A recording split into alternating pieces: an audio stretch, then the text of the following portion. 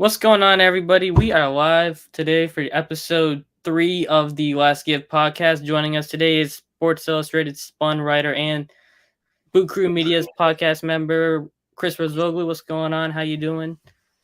Doing well, guys. Thank you for having me. And the dude on my right, I don't know what's going on with him. He's in his own little world, so he'll join in eventually.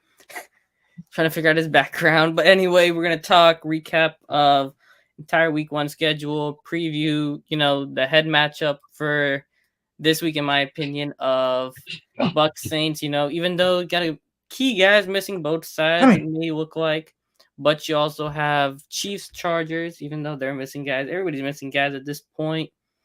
I don't know if we'll talk HBCU, depends on Chris' time schedule, but we're going to hit the show on the road. Be a friend, tell a friend, like, share, subscribe. Let's just get the show on the road. Run the intro, J Peeps.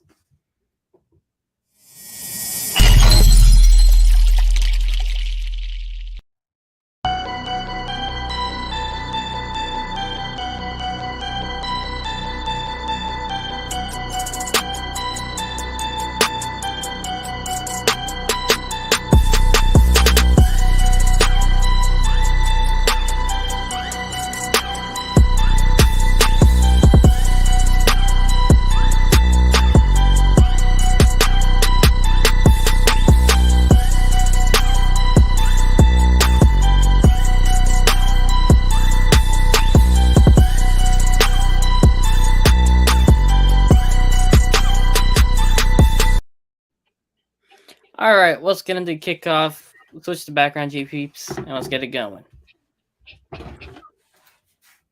And he's not doing that. Anyway, all right, so the Falcons have set I don't know how you want to say, NFL record. They're just racking these up. Another 15 plus point lead blown when they were up 26-10, I believe, with 12 minutes left in the fourth quarter. And I'll be honest, I thought that game was over. I'm sure most of us was kind of disappointed in how the game was going for the Saints. You could see that the offense wasn't playing. They weren't used to each other yet because they didn't play in the preseason. So, Chris, let me ask you, what do you think was the lack of preseason play is what contributed to the first 3 quarters? Or do you think they just figured something out in the fourth? I think part of the equation is that, right? You mentioned, lack of preseason play. I think that shows up when you get beat in the run game, when you get beat in the trenches, you're missing tackles, which was a common theme through the first 3 quarters. I wish I can just pinpoint what exactly went right in the fourth quarter, like what exactly turned that switch on. But I think it was just the talented playmakers of the Saints finally doing what they're supposed to do. And I think that the offense opened up the playbook a little bit. It was very run, pass for the first 3 quarters, became predictable. They kept getting in 3rd and 6, 3rd and 7 situations. And then Jameis Winston would end up taking a sack, and that would stall the drive. And that just wasn't a great formula for them. So they opened up the playbook a little bit more, allowed Jameis to get into rhythm. And it really was just a complete 180. There's not one single thing that I can say, hey, this is what sparked the comeback, because if someone tells you they saw it coming, they'd be lying to you. The Saints played terrible football for 48 minutes, and with 12 minutes remaining, they just kind of turned on the Jets. So I do think lack of preseason play accounts for coming out rusty, but I don't know if, let's say, their flaws in the run defense, if that is definitely a lack of preseason play. That could be a flaw that maybe lingers into week 2. We'll kind of have to see with the Bucs game coming up. So I'm curious to see how that goes, but I do think the preseason thing played a factor. All right. So as we know, Jameis was getting beat up, and the offensive line was James Hurst. Like you even said yesterday, James Hurst was essentially a turntable. Cesar Ruiz still struggling, even though they keep telling you preseason training camp he's going to be good this year. You haven't seen it yet. Do you expect to see it from Cesar Ruiz as the year go on? Or you just think he is what he is at this point? I mean, I sure hope so. I think, look, Grady Jarrett had his way with him all day long. And I would hope that, at some point in this season, we see what you kind of talked about, right? Those preseason training camp improvements. You want to see that in the regular season because it means nothing in the preseason if you don't get it done when it matters most. So I'm not out on whether or not he'll take that next step. I think that he can, and he's taken strides. It's just a really bad matchup to start. Grady Jarrett had his number, and I think that, look, like I talked about the defense, run defense, can they turn it on in week two and make an improvement? I'm looking at Cesar Ruiz against a really good front four of the Buccaneers. Can you kind of bounce back from what you did in week one? So I'm not ready. My bigger concern, honestly, would be with James Hurst right now than it would be Cesar Ruiz, because I think the Saints can find a way to almost, I don't want to say hide that weakness, but at least minimize it a little bit, because you have him sandwiched between Eric McCoy and Ryan Ramczyk. You can find a way to limit that. So I hope to see more improvement out of him, but my bigger concern right now would be Hurst. All right, so we know, I think they said Penning's, 6 weeks, right? It actually worked. You want an honest burner YouTube account? He asked this question for you, Chris. I was testing it out, so we know Mike Thomas isn't overrated. He's wide receiver number 1 for the New Orleans Saints. Unless that little gimmick goes, unless Ace on the other hand thinks Mike Thomas is overrated. Do you think Mike Thomas is overrated, Mr. Buccaneers fan? I know you're a Tampa Bay Sports fan. He hates Brady, trust me. Oh no, he's a Brady fan. Remember, he looks at the Tom Brady because he's a good. Speaking, he actually brought that up to a good transition point for the Saints. Mike Thomas missed 2 years, essentially. Let's call it what it is, 2 years, pretty much. He came back. You think he's gonna come back player of the year? And what do you think is his stat line for the year? I know it's kind of far-fetched to say for you from now, but I mean, it's tough to say if he can kind of do what he did in terms of touchdown base, what he did in week one. Mike, even in Mike's best season in 2019, he only had 9 total touchdowns. So realistically, he only has 7 more to go to tie that total. And with the way he played on Sunday, I'd imagine he'll be able to tie that total. So I'm looking at him to be a 100+ reception guy if he's healthy for all 17 games. That's a big factor in this. And I'd go as far to say if he misses 2 or 3 games, I still think he'll get to 100 receptions, because I think he is that dominant of a player. I don't see him reaching anywhere close to the 149, though. That's a really high mark that he had in 2019. But I would say over 100 receptions. Yardage-wise, we'll see, but I would be shocked if he has anything under 1,200. I think he'll be able to get to that 1,200 number, maybe a little bit higher. It all depends about Jarvis Landry and Chris Olave, right? If they play well, they'll take a little bit away from that production, and that's not a bad thing at all when you have 3 options like that. But I'd say right now my safe prediction would be around 100 for, let's call it 1,200 and 9 touchdowns. That's kind of where I'm at right now with Micheal Thomas. But I thought he looked fantastic, especially in the second half of that game. All right, I'm going to pivot over to the Sunday Night Football game that I'm going to call it what it was, disappointing. I mean, if you didn't fall asleep, I don't know how you didn't, because, it was a mostly field goal game beside that one Mike Evans one-hander. So I'm going to say the Bucs kind of had what the Saints were, rusty on not playing, preseason also. But you saw Godwin go down. Donovan Smith maybe will be out this week along with Godwin. But do you think Bucs still going to make it competitive with the Saints for the first time in the regular season? Or how do you think it's going to work out for this game? I know it's going to be a lot of anticipation for both fan bases. But what do you expect from the game for both sides, even if Adebo doesn't play? Look, I think it's going to be a nail biter. I think this is one of those games I can almost tell you from now, whether it's Donovan Smith's status or Godwin's status or Adebo status, or Kamara's status right now. I'm almost kind of putting the injury reports to the side for a second and saying, regardless of who plays, I really feel like this is going to be one of those 27-24 type of games. I think that these are 2 teams that are pretty evenly matched right now. A lot of talent at on the roster for both of them, but some concerns about, hey, how good is the head coach going to be with them? There's still questions about Todd Bowles, and there's obviously questions about Dennis Allen. And I think for this one, I thought, as rough as that Sunday night game was in terms of from a viewing perspective, I thought that Tampa Bay's defense looked electric, especially with their front 7. And I think for them, that's something they're going to try to replicate against the Saints offensive line that struggled to protect Jameis Winston. So I can't see the Saints really pulling away with this one. But by no means do I think that the Buccaneers on their end would be able to pull from this one, because I do think that the Saints can match with it. And you talk about preseason and whether or not that plays a factor. Tom Brady missed about 10 days when he had that personal issue that he was taking care of. And we kind of saw that in the regular season game. They didn't look on cue like you would expect from a Tom Brady-led offense. And I'm sure at some point in the regular season, they'll get that thing clicking and firing on all cylinders. But it's still really early. I think Godwin missing this game would be a huge thing, because Chris Godwin, for me, I think he is the best receiver that Tampa Bay has. And that's no disrespect to Mike Evans. I think Mike Evans is an outstanding receiver. I just think Chris Godwin's versatility, move him outside, move him in the slot, it's such a great weapon for them. So I expect a close game, and I think injury report wise, we'll kind of see. We'll monitor how it goes, but I don't know if that'll play a factor that much in the score. I think these are two close teams. I expect one too. I think the days of the Saints going, time out. 9-0, the games this weekend. Yeah. Wow. Already. Yeah. So I think the days of going 38-3. Is it over there or over here? Over in New Orleans. New Orleans. Yeah, so I was saying, I think with Bruce Arians, moving up to management, you have Todd Bowles. You kind of saw it with the Dallas game. They weren't, no risk and no biscuit, as what they would call with the Bruce Arians offense. I was trying to see, maybe they do stick with the run game, because I think that's where the Saints had a lot. I've been telling him he's not listening, Jordan, so I just forgot about You did not say a word. Look in the chat. Guys distracted. I'm on full screen. All right. What did the dog do? What did he do? Nobody wants to hear him breathe. Oh, is he breathing loud? Yeah. Sorry about that. All right. Anyways, yeah. So you're not seeing, maybe they stick with the run game more, because when you watch the Saints and them play, the Saints would take away that run game early and force them to pass, and then you put the Cam Jordan, Davenport, and them just pin the ears back and go after Brady, not worrying about the run coming up. So do you think they stick with the run game more with Todd Bowles now and Brian Leftwich still there, or how do you think it'll work? Yeah, I think they kind of have to. And honestly, that's probably one of the more underrated aspects of the Sunday night game that just passed. I thought Leonard Fournette looked great. And it's particularly impressive in the fact that Leonard Fournette was, kind of a subject of the offseason of whether or not he showed up overweight to camp and whatnot. He clearly got himself in outstanding shape.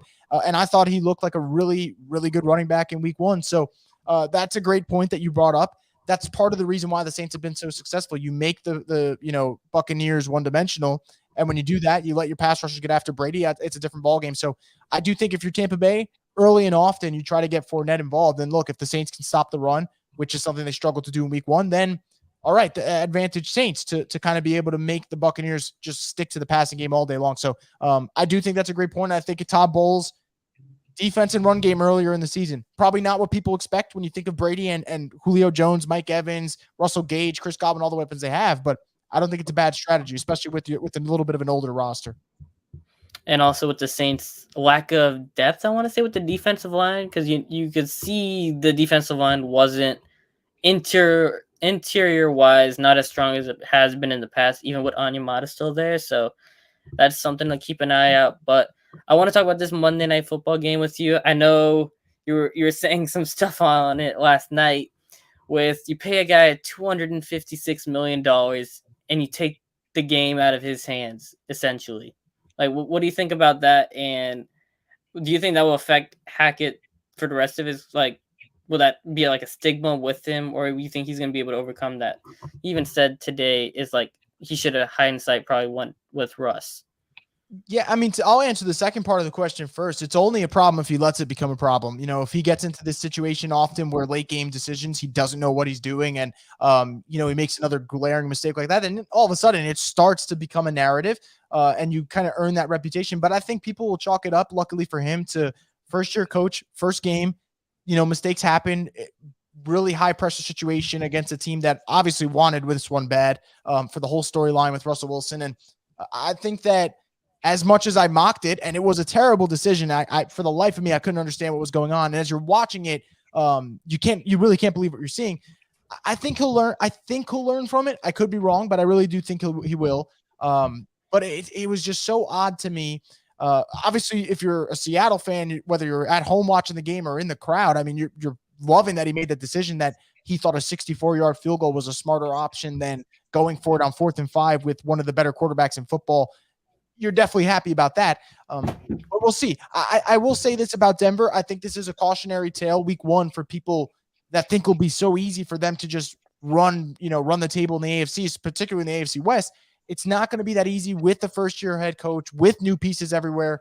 They got to figure it out. That doesn't mean Denver's not going to be good this year. I just think it'll take some time, as it should, for a team with a new quarterback and new coach. But not a great start. I do think he will learn from it, though. Their schedule does lighten up a little bit as the year goes on. All right, outside of that, you go.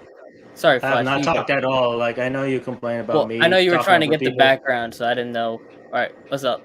Anyways, I mean, I do think it's actually kind of hilarious that a coach in the NFL, I don't care if it's their first year or not. I mean, you think it's a good idea to go for a 64-yard field goal. Unless your kicker name is Justin Tucker, nah, you don't do that. And also, you don't pay Russell Wilson big bucks just to pull him out on 4th and 5 in a late game decision and go for a 64-yarder. At that point, you just threw away the game. The game was over before the clock even hit 0-0-0. That's just my take on it. I'm actually surprised we didn't actually talk about the Cowboys too much with the quarterback situation.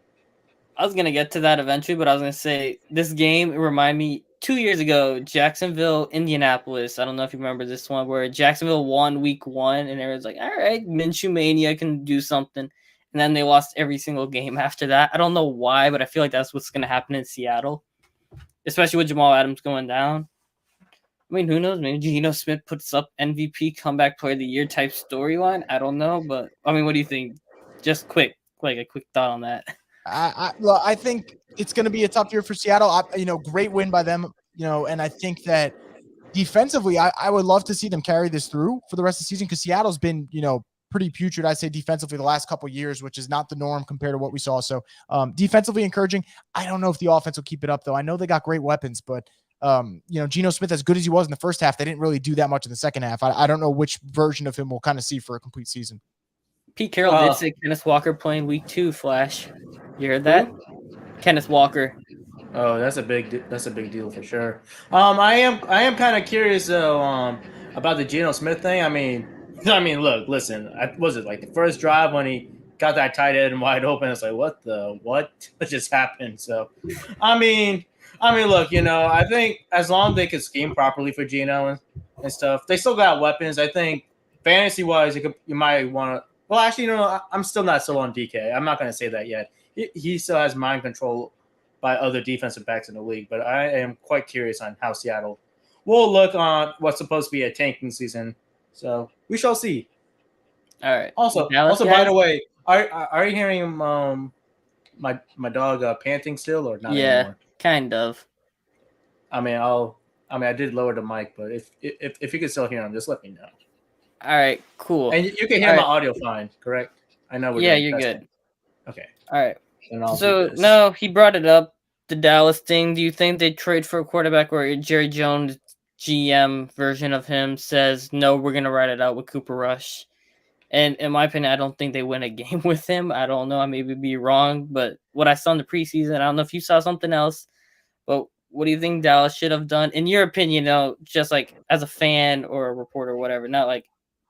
What do you think, Chris? I think they're going to stick with Cooper Rush right now. And I'm going to be honest with you.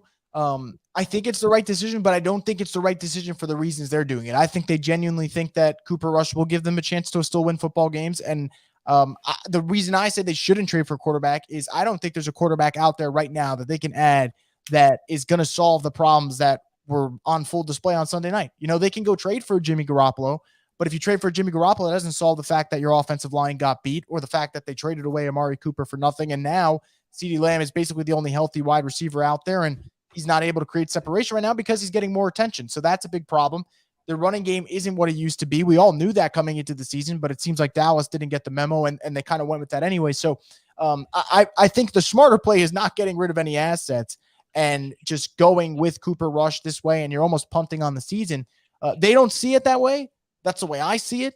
But I also think part of the factor is that they think that Dak's going to come back sooner than expected. And I almost hope that's not the case because I don't want him to kind of rush an injury and then get hurt again. This is an injury that we've kind of seen Russell Wilson deal with, Drew Brees deal with, and you need those 5 to 6 weeks or not. It's going to linger the whole year. So I'm glad for them that they're not wasting picks on someone who's not going to solve the rest of their issues. But I look at their schedule. They do have some easy games in there in terms of you look at the roster. I don't think the Bears particularly scare people or the Lions or the Giants, but I'm going to be honest with you right now. After seeing what Dallas looked like with Dak in the game, I take Dak out of there. I don't think they're better than those teams. So I feel sorry to say this for Cowboys fans, but I kind of feel like their season almost is already over. I'm going to say this, I do think it is kind of interesting that the Cowboys are actually a team that has offensive line issues for a team that's, they're very notorious for having a really good offensive line every past year. And to hear that in a sentence, It is a little. Well, injuries and retirement. Didn't Travis Frederick retire, right? Or like injuries forced his retirement. Tyron Smith retired. Definitely shortened his career for sure. Yeah, and then Whale Collins, he left in free agency or he got traded to Cincinnati? He left in free agency. Yeah, so it's like an entirely new offensive line there. I mean, CD kind of reminds me, he's got either a linebacker going to hit him in the middle, or he's got Mike Edwards plus the corner if he goes outside. So you're like, dude's getting either triple or quadruple team because you have to wait till Gallup comes back for an offense to even resemble an offense because every defense knows it's CD or nobody. And you watched Judy last night and you see him get one-on-one coverage and what he does. I mean, Judy and Lamb were very similar coming out, and you're like, that's what Lamb wants, but he's not going to get it because he's going to get quadruple teamed. And I'm like, you mentioned the Giants, and I was going to say, you're in New York. What was Giants fans and New York as a whole seeing Saquon Sunday and how he came back? Is the vibe in New York different, or how it's going right now? It's definitely different. I think some people have to temper their expectations a little bit. I've spoken to a lot of Giants fans, a lot of people in the know with the Giants. And, it's gone from you win one game and you're very happy because you see the culture change, right? With the new coaching staff and kind of the fight they showed against the Titans.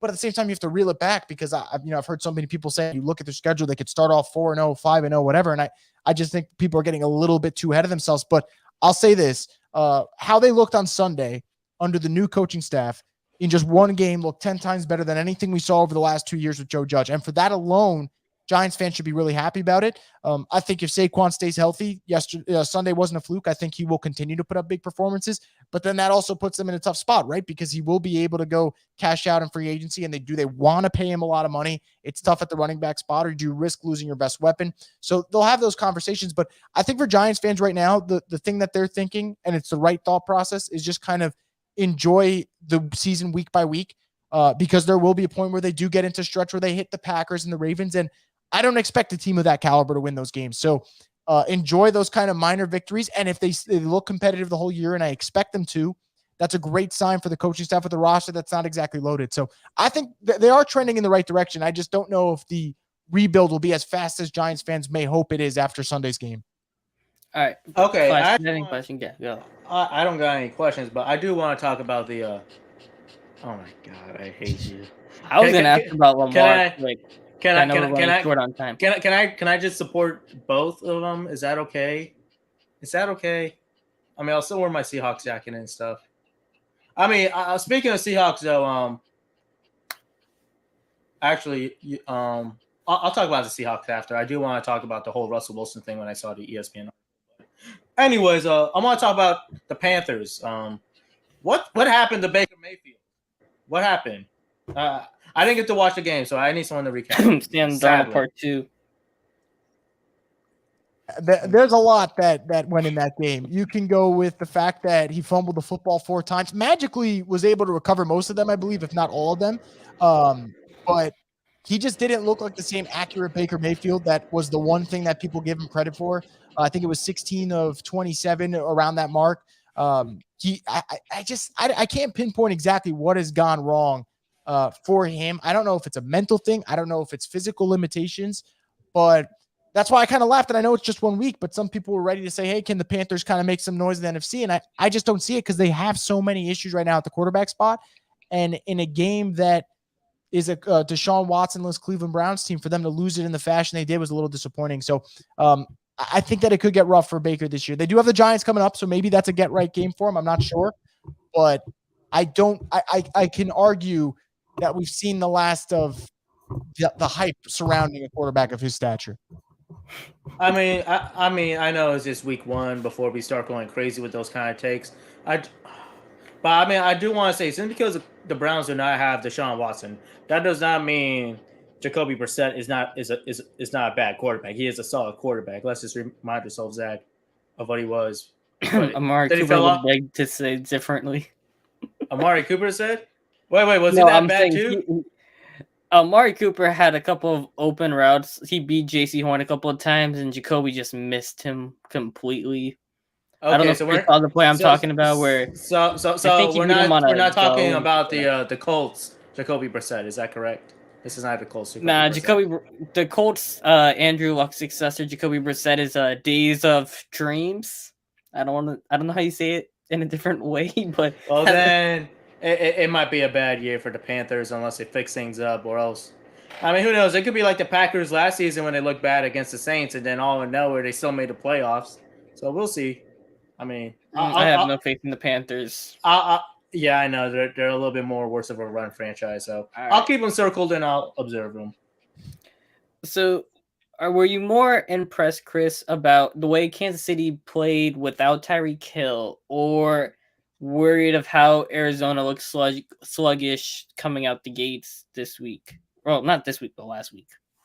Yeah, I'm going to be honest. I'm more worried with Arizona than I am impressed with Kansas City because I was one of those people who I know Tyreek Hill's a great football player. And I think at some point during a playoff game, you might sit there watching the Chiefs and you'd be like, man, they could really use Tyreek Hill's ability to catch it for 10 yards and take it 80. Like they're going to miss that at some point. I don't, think that the whole season they'll go by and be like, hey, we don't miss him at all. But I've expected them regardless to still be a playoff caliber championship roster team because they still do have weapons, whether it's Valdez-Scantling, Juju Smith-Schuster, obviously Travis Kelce's still one of the best in the game, Mecole Hardman. They have weapons that will figure out a way to get it going. Arizona under Cliff Kingsbury, the one thing they're good at is starting off the season strong. They usually get off to a nice certain lead. Eventually that lead does kind of go away, and then they struggle going into the late December, January stage of the season.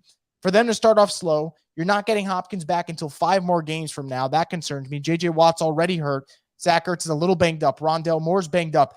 Kyler Murray, you gave him that big contract. I'm not one of those people that thinks they made a mistake giving him the big contract because the argument is if you don't give him that big contract and you go through the whole season with that nonsense, and then what's your replacement if you did get rid of him? There is none. Kyler Murray's a good quarterback. He deserves, a lucrative contract, but this is a team that has coaching concerns for me. I don't know if Cliff Kingsbury's ever going to be the guy to get them over the hump.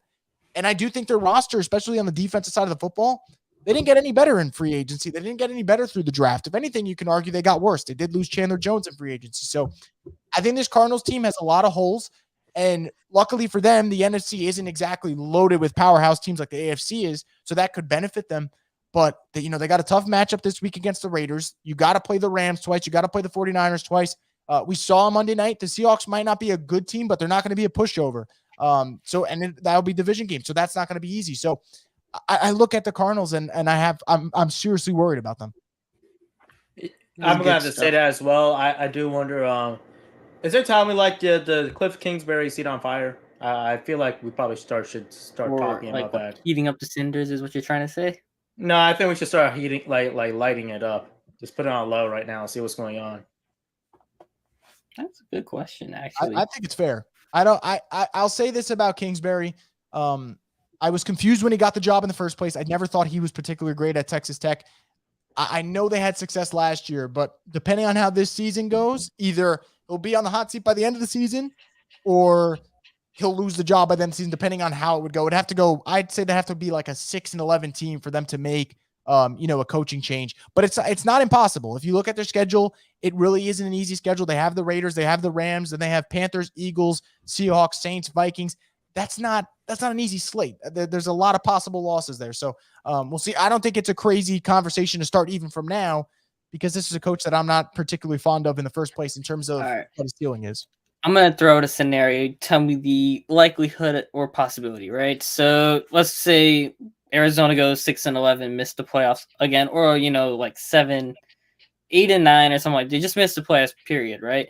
Do they enter the Champagne sweepstakes because they have the young quarterback that would interest him? And I think they still have their first round pick for this year. Do they enter it with Dallas? Because I'm sure McCarthy will be gone by mid-October is my guess. Here's the thing. I think the Cardinals would love to enter, like, let's say they get rid of Kingsbury. I think they'd love to enter the Sean Payton sweepstakes. My question is, because I do not know this on record, whether or not he's one of their guys. I don't know how Sean Payton feels about Kyler Murray in terms of scheme fit in his offense. If he thinks that he can do it, then absolutely they do enter the sweepstakes. If not, though, then I don't think they enter the sweepstakes. I think that's an important part about this whole Sean Payton thing. I don't think he will go to a team where he doesn't love the quarterback situation and the quarterback scheme fit.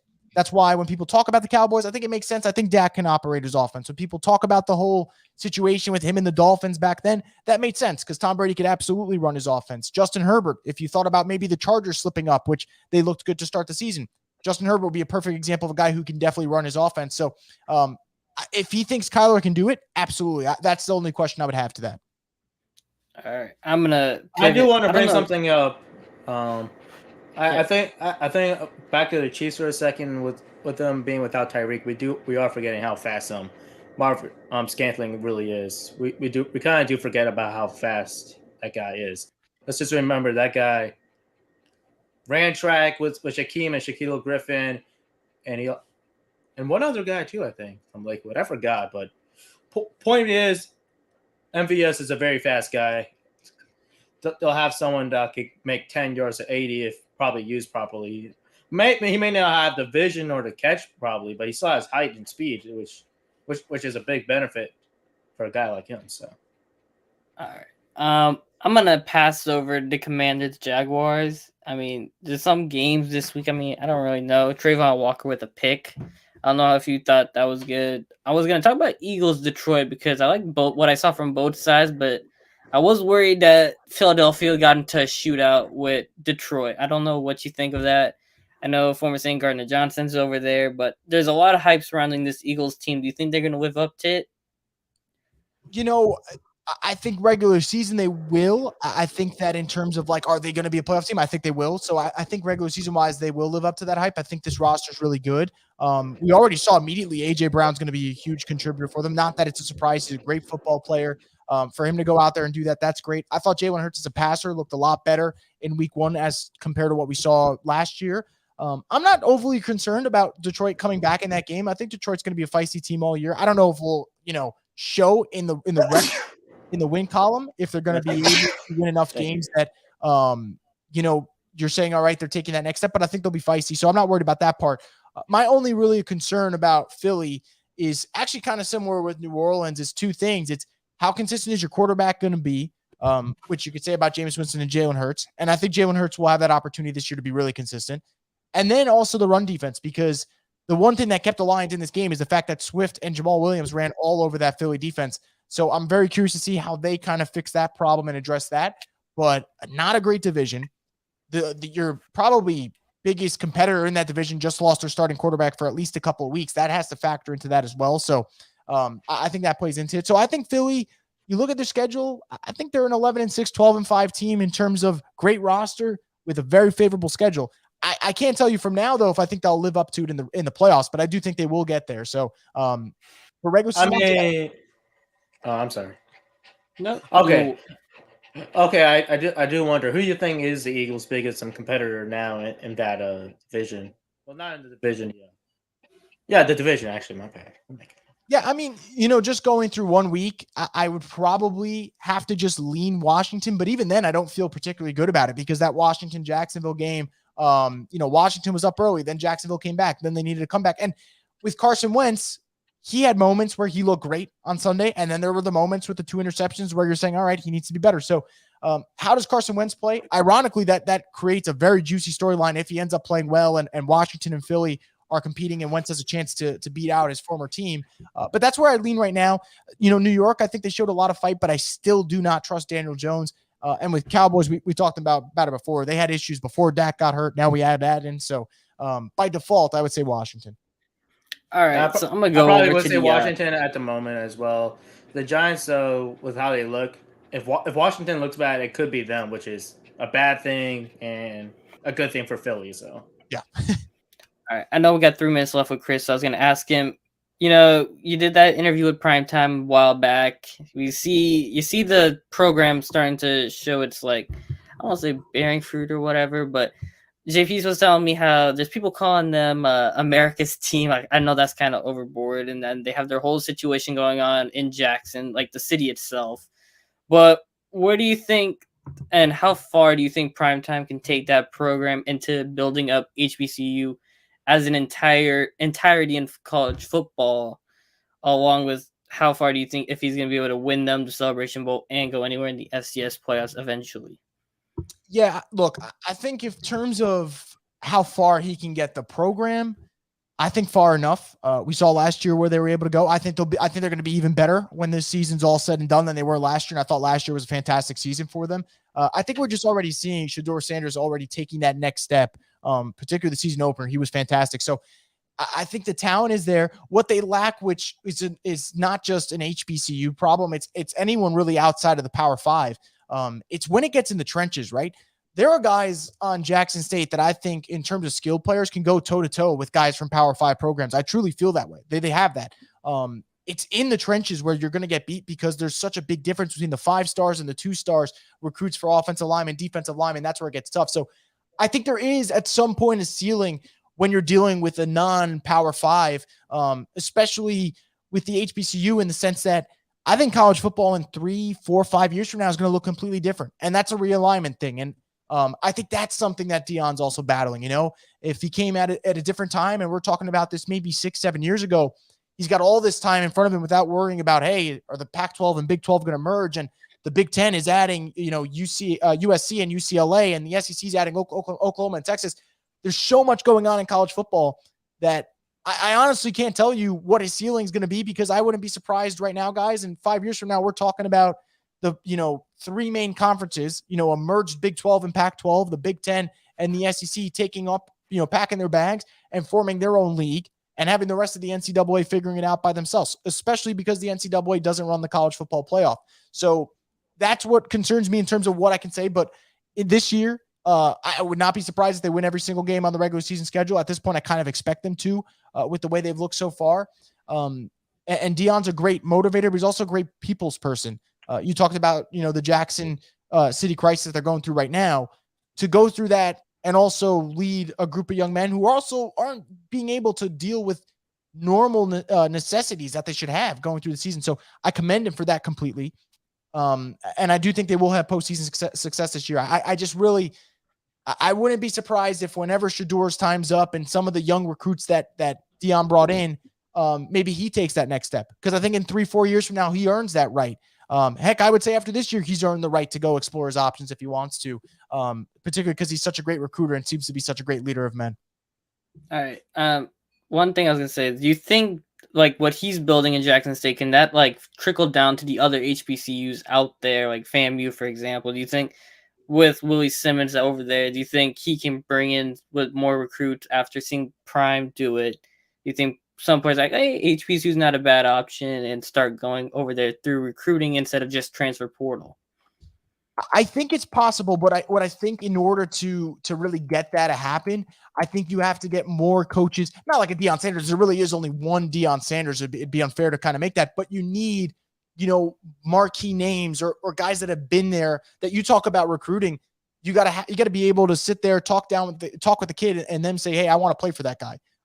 Which look, success-wise right now, you look at what Eddie George has done with Tennessee State. They haven't been able to really take that onto the field yet. But guys of that nature who have been there, done that on the field, that's the type of player that, a coach that a player might want to play for. So I think for that to happen, you really need more marquee names and great personalities like a Deion Sanders. And there's only so many of those that go around that will be tough. But I don't think it's impossible. But I think that's kind of the blueprint right now for the HBCU. All right. I know you got to go, so I'm going to say thank you so much for coming, because I know you had 8:40, so 8:42, so my bad for keeping you over there. But I want to say thanks for coming on. It's a great conversation. Flash giving Snoopy a bye wave. I appreciate it, guys. Thank you for having me. Obviously, as always, just hit me up whenever during the season, and I'll come to you. Saints Bucs final score prediction. You said 27-24. My bad. I forgot. Yeah, I'll say Saints 27, Bucs 24. Don't feel particularly great about it in the sense that you could flip those teams around depending on how the end of the game goes. But I expect the team to win by a field goal, whichever one it ends up being. I'm gonna say this about that game. Before you go, if you gotta go, you gotta go. But anyways, get it out while you have it. Yeah, I do think it's still two new coaches figuring out their teams and stuff and how they want to run the team. So you're gonna see a lot of maybe one coach figures it out and the other doesn't. Maybe both of them figure it out. We shall see. That's something you might want to look as well through this game that I think no one's really talked about. Yeah, 1,000%. No, I agree wholeheartedly with that. All right. You go take care of your stuff, Chris. Thanks, man. Have a good one, guys. All right. Let's get into USF. Yeah, you shall fail university. that might have been their only win of the season. I'm sorry to tell y'all, but that is going to be their only win of the season. You know what? They did Timmy McClain dirty. I really wanted to talk about that, but I didn't get to. So I'm going to say it right now. They did Timmy McClain very dirty. And with this new quarterback, USF is downgraded seriously bad. And now you know what? Bohannon is garbage. I want to know what in Jeff Scott's mind thought that this guy is better than Timmy. I really want to know. Bring me Scott Frost. I don't care. Give me Scott Frost. No, he had too many expectations in Nebraska. Bring him back down to the AAC. Get him out of the Big Ten. Bring him down to USF. I mean, UCF will get mad. I mean, that'll be ugly. There'll be a good storyline before UCF goes off into the sunset of the Big 12. I'm not entertaining that anymore. I'm not going to entertain coaches that bend up going back down. We saw what happened with Charlie Strong. It did not work out too well. I think Scott Frost might be another example of that, unfortunately. I do think USF problems go beyond football. I do think it goes up to athletic director. I do think I think personally, as a D1 school that wants to get into Big 12, whoever, I forgot the athletic director name for University of South Florida, but I think it's time I think it's like Michael Kelly or something. No, it's not Michael Kelly. So whatever. I'll look it up. Anyways, I do think USF needs to start looking at it might be time to move on for this guy. Thank you for getting us 3-1 games with Alabama and Florida and all these other big name schools. Michael Kelly. It is Michael Kelly. Because hear me out. Oh wait, no, it's Larry Williams. No, wait, that's University of San Francisco, not University of South Florida. What the hell? It is Michael Kelly. Anyways, hey, Snoopy. Anyways, I do think, look at this. Besides women basketball and women's softball, who are actually run by Olympic coaches and everything,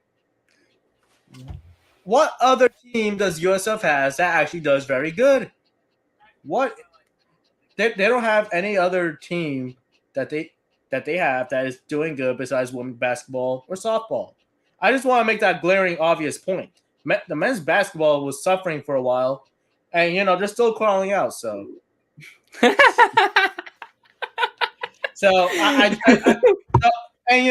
that one tweet, I just sent it to you guys in the group chat about USF alumni saying, there's bigger things going on. It really got my mind going, thinking about, hey, maybe it's time that USF needs a fresh athletic director.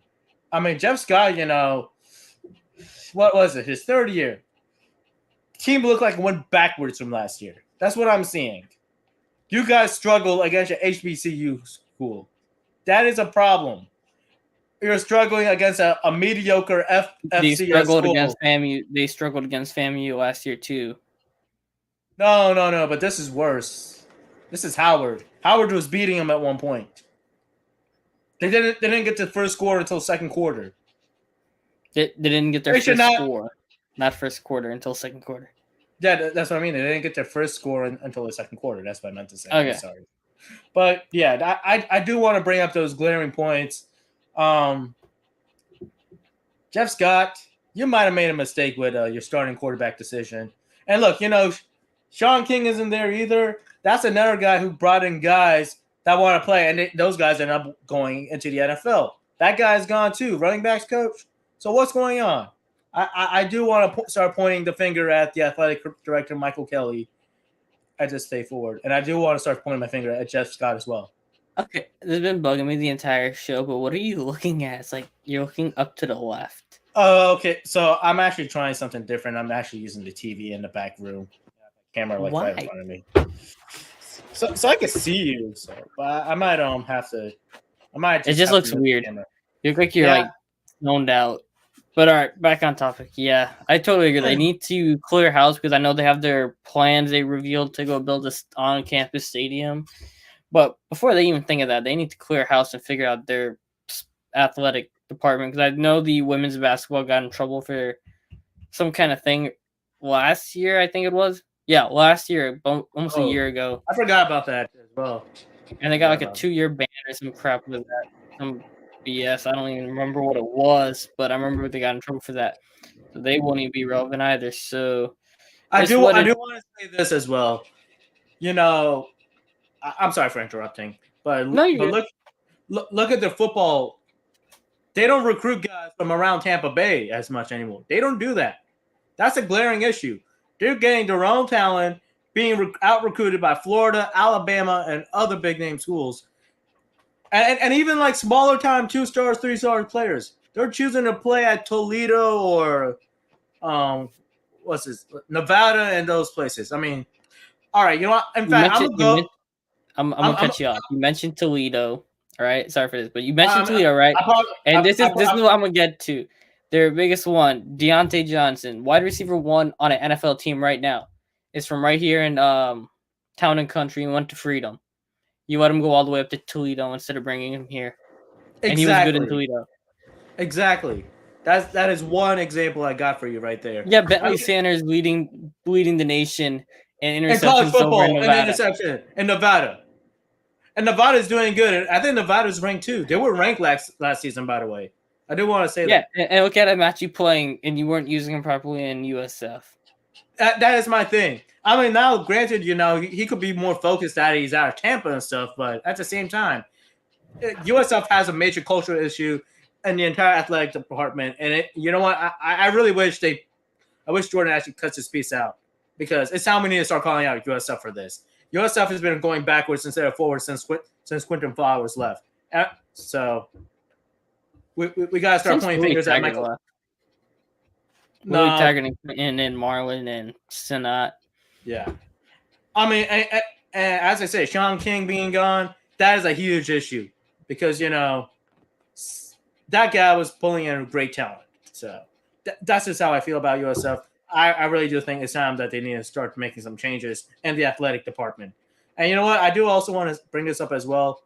Back to the talent thing. USF thinks that they deserve like the 5-star talent and stuff for a program that's mediocre and stuff. They're more worried about getting talent over guys that are willing to play to bust behind and stuff. And I'm seeing that a lot. Become great talents.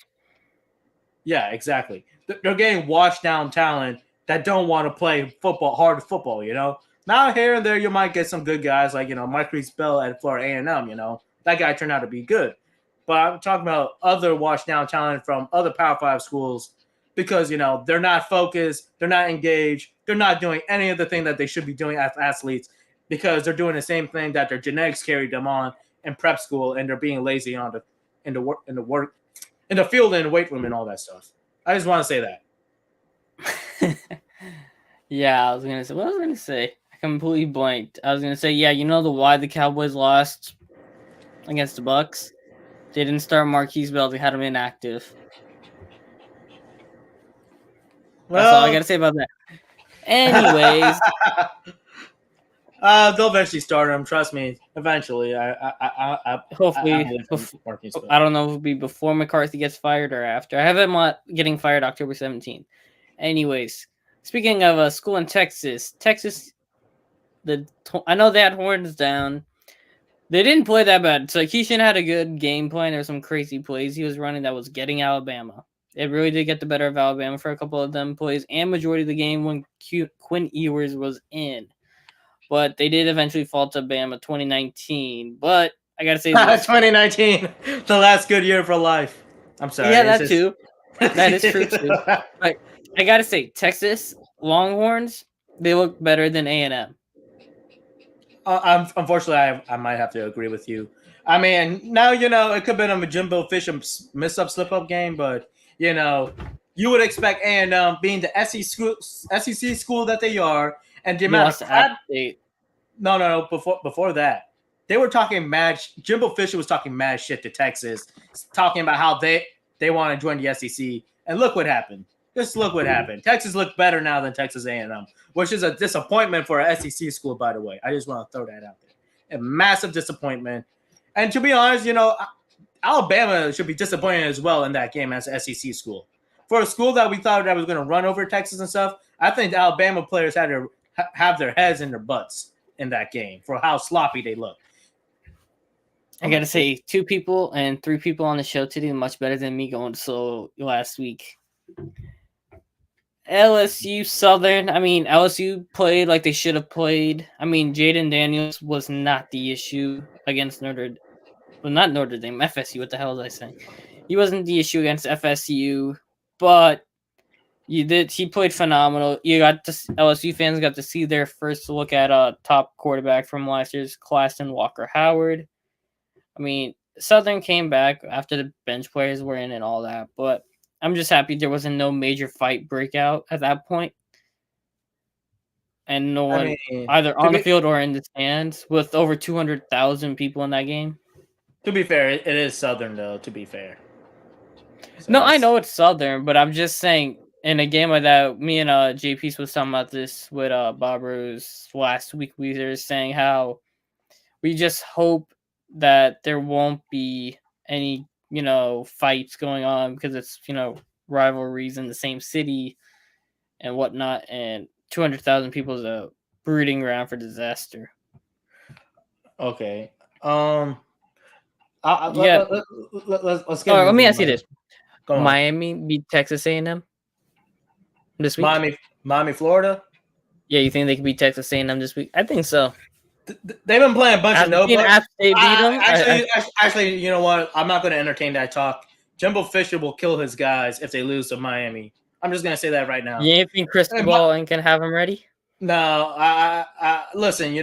Miami been looking good, but they played a bunch of nobodies, and Jimbo Fisher for that embarrassment for what happens. I don't think he's going to let it happen. If he does let it happen with the number 1 recruiting class, by the way, it's done. Jimbo Fisher is going to be on hot seat for the amount of money he's being paid. Actually, they were talking about that this week. That Jimbo Fisher, you're not anymore in your rebuilding days. Exactly. And Texas A&M, since Jameis has left you have not been good. I know there's other circumstances going around that, but since you lost Jameis Winston to the NFL, you have not been that great as a coach. But that might be kind of thing for some people, but just saying what it is. I mean, I just think, by the way, if Jimbo Fisher does lose to Miami, he's going to lose it. But I don't think Jimbo's ego is going to allow them to lose to a former ACC rival. I just don't think it's happening. Now, who knows? Maybe Miami is the real deal. But, I mean, so far, they played Bethune-Cookman and one other small school. I'm not buying the hype on Miami yet. But if they do beat Texas A&M, I would say definitely give them like a 20-ish, top 20-ish spot in the rankings for sure. Okay, give me a second. I'm trying to figure something out.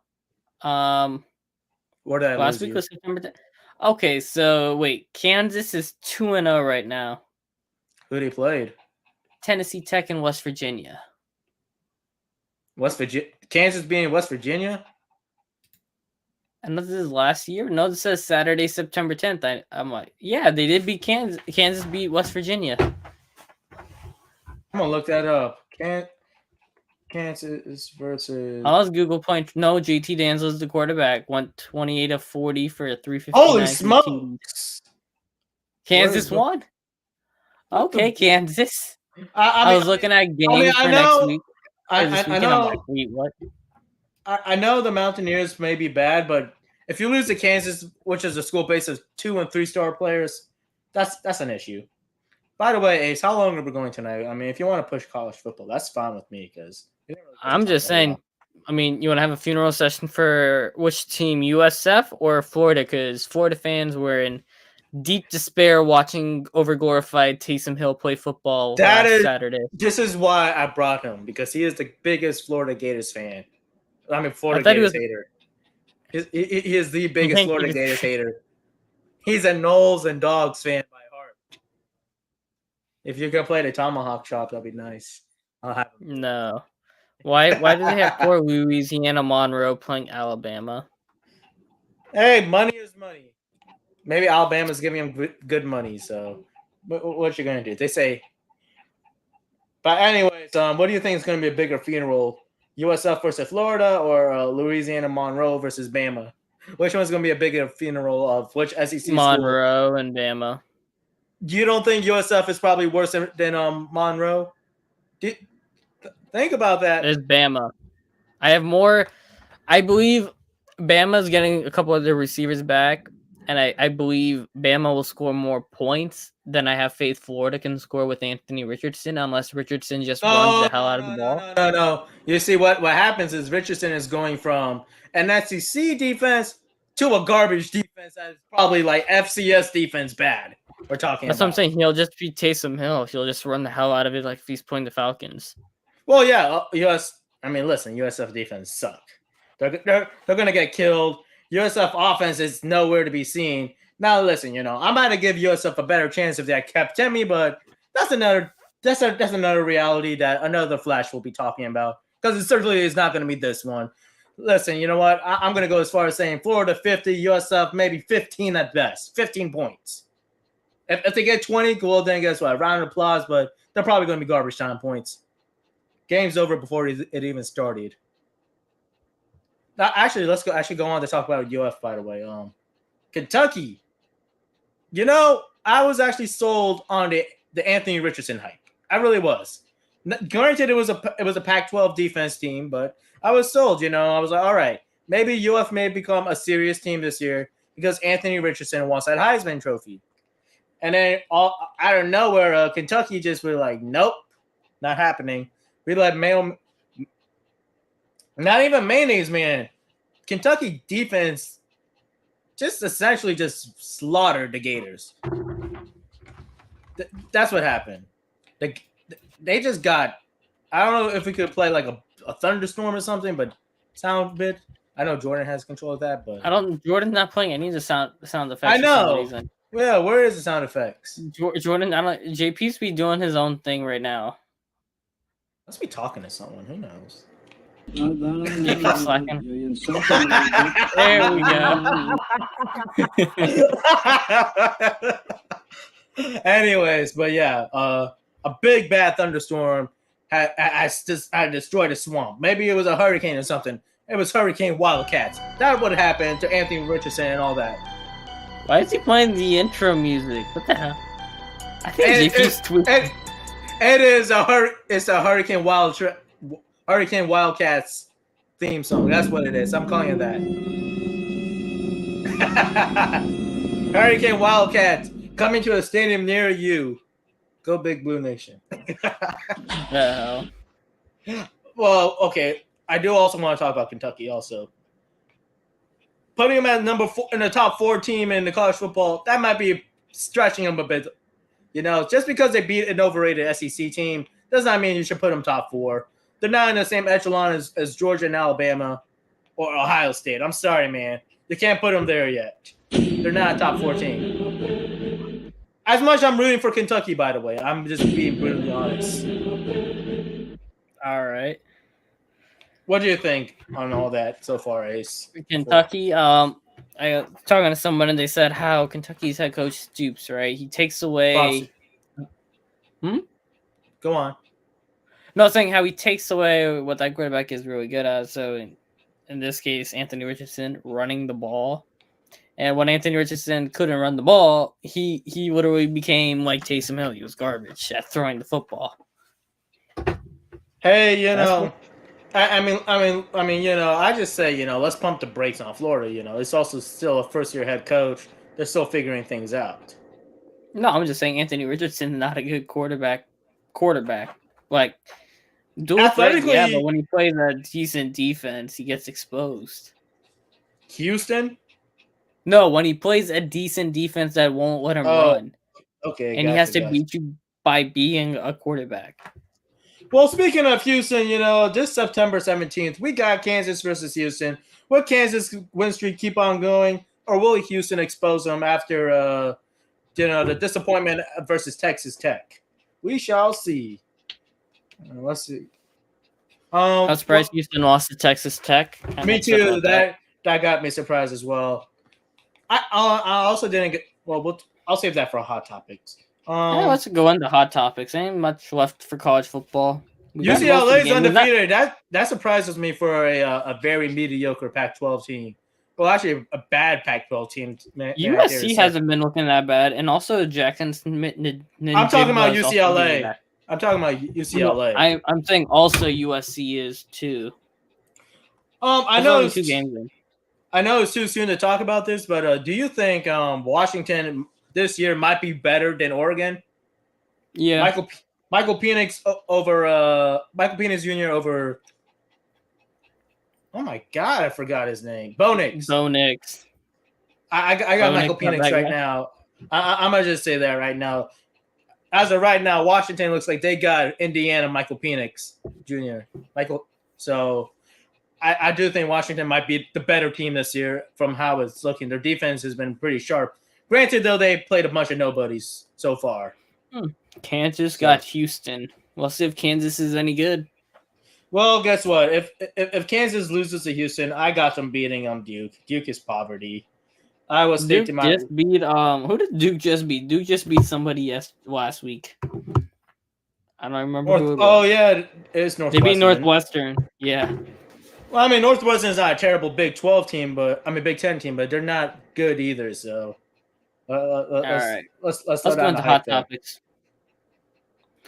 Moving on over. Anyways, to start off hot topics, I do want to say, Russ selling his house for $29 million the same hour that the Lakers posted Pat Beverly walking into the Lakers facility. Wait, what happened? I thought that was actually interesting. Wait, what just happened? I said Russell Westbrook put his house up for sale in LA for $29 million the same exact hour that the Lakers posted Pat Bev going into the Lakers facility for the first time. That is a little off, to be honest. Even though LA is his hometown and he usually lives in LA in his off season, that is a little off. I mean, he does live in the same neighborhood as LeBron James, as at least that house I think of. But that is a little eye raiser on what's happening because they were getting that place since Russ was in OKC, to be honest. So that is a little bit of an eye raiser. I don't know if it's because unless he's just moving into a different house. You never know, downsizing a bit. Never know these days. But I just thought it was something interesting. I mean, I may also want to say, with all the crime going on and all these murders that's happening in LA, maybe he wants to leave LA, the city itself. Who knows? Yep. Now, because look, we had a big name rapper just got shot to death during a robbery, and he even complied with them. So, something's up with the city of LA. It's very bad over there. I'm going to say that right now. California. I hate to bring into politics about this, but California needs to tighten up on the rules and stuff because they're letting all this crime flying around, and they're just going meh, nothing. We're too scared to fight them. So, are we going to talk about real sports? Saquon Barkley and Stephon Diggs ruining Younghoe Koo's 24 points and Travis Kelce's 36? Yeah, 151 to 148. You would have beat me this week. I also had 0 points from my tight end, and Godwin got hurt mid-game. But we're solving that issue. I'm gonna say that. Penny didn't look too good. But at least from a fantasy perspective, I need to see his tape to see what happened. Who? The Seahawks running back, he only had Penny. Yeah, Kenneth Walker coming this week also. Yeah, Penny's gonna be kind of sus. Yeah, I might have to switch him out or find a running back or something because his waivers better hit it up tonight. J Peeps and me had a showdown between LSU boys. Justin Jefferson getting the better of Jamar Chase. We didn't talk about Vikings Packers. Packers week 1, just don't bother watching. Oh, speaking of devil, I have Jordan this week on fantasy. I don't even know. I think I play Hendricks. But anyway, I was saying. The Chiefs defense didn't do me any favors either. They only had 3 points this past week. Why would you play the Chiefs defense? Anyway, getting me off topic. Cam Akers, Irv Smith Jr. Yeah, those guys. Cam Akers. What you gotta do is stick his butt on the bench. You gotta wait for him to figure himself out and get out of the doghouse known in LA, which is surprising because you see what James Robinson did coming off his Achilles injury. So you're kind of shocked that he's so lacking explosiveness because you're seeing Quan Alexander tore his Achilles in December, came back for training camp. and he looked faster after the Achilles than he was before the Achilles. James Robinson, he always had that twitch, but then he comes back first game and is RB1 in Jacksonville. So you really got to be like, okay, those two guys tore their Achilles and they're back in under 8-9 months. Same as Akers. Well, Akers came back, I want to say 6, but still, it's kind of shocking that he's in the doghouse. So I was kind of upset about it because I also have him in another league and started him and he got 0 points. But I don't know what you're going to do about that. Some waiver guys I'd take a look at. If I know nobody's really talking about this, but Greg Dortch, man. Dude had 7 targets. He led the Arizona Cardinals in targets this week. And Kyler Murray, 4th down, Kyler Murray looking for him out of everybody was kind of shocking. So I guess Kyler Murray's got like a faith in him that no one's seeing. So I keep an eye on Greg Dortch, Tyler Higbee, Jarvis Landry, everyone's going to say, but I would keep your eye if you're in 10 to 12 team leagues. Keep an eye out on Khalil Herbert because that game was competitive all in that monsoon in Chicago, but he was more efficient running the ball than David Montgomery was. So if anything were to happen, I'd keep an eye on him. But if you're in redraft leagues, please take A.J. Dillon before you take Aaron Jones. Don't end up like me last year getting mad when A.J. Dillon gets the touchdowns because he is the goal line back and not Aaron Jones. And he's the much more... Well, when Aaron Jones gets the touches, he makes them work, but for some reason, A.J. Dillon gets more touches, which I never understood. Then again, Flash is on his... I don't even know what the hell Flash is doing.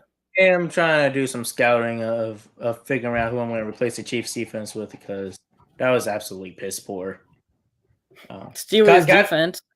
But even though TJ Watt, we didn't even talk about this with Chris. TJ Watt only out 6 weeks. Joe Burrow's 4 interceptions. I'm not worried about Joe Burrow at all. Joe Burrow figured out. I don't want to give the Steelers that much hype on their defense just because Joe Burrow had a shit game. You know, I'm just going to say it plainly. The secondary is going to get picks.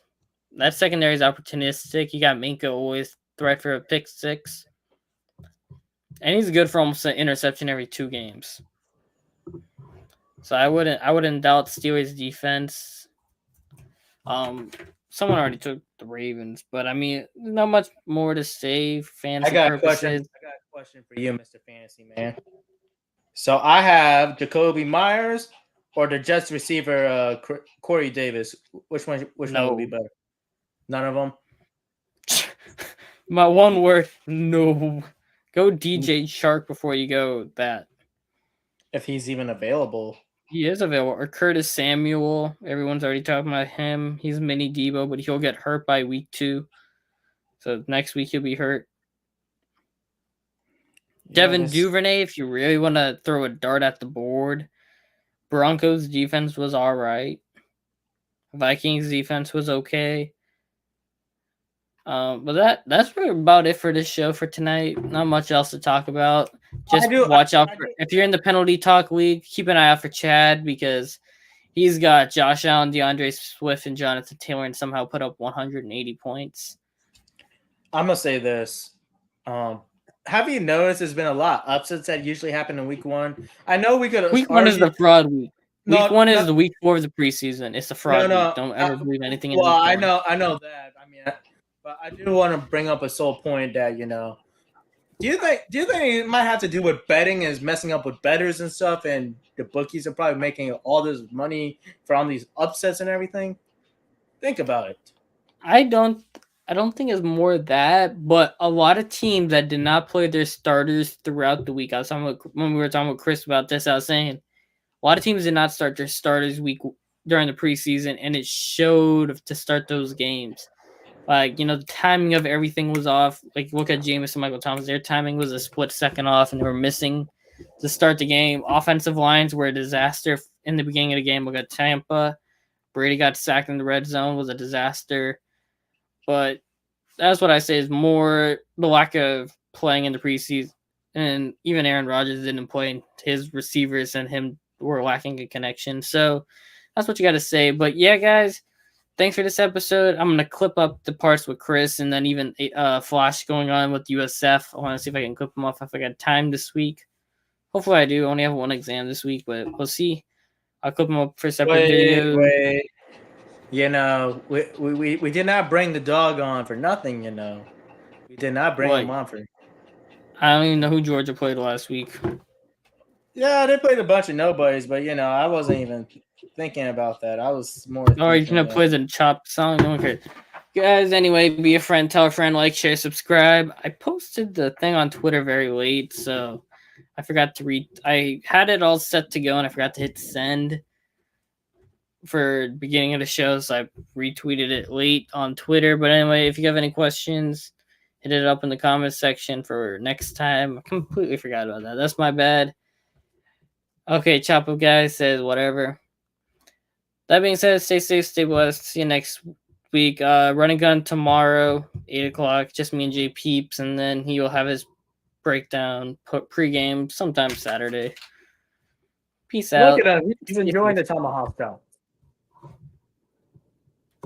I keep teeing up Jay Peeps and he's not ending it. I don't know what the hell's wrong with Jay Peeps.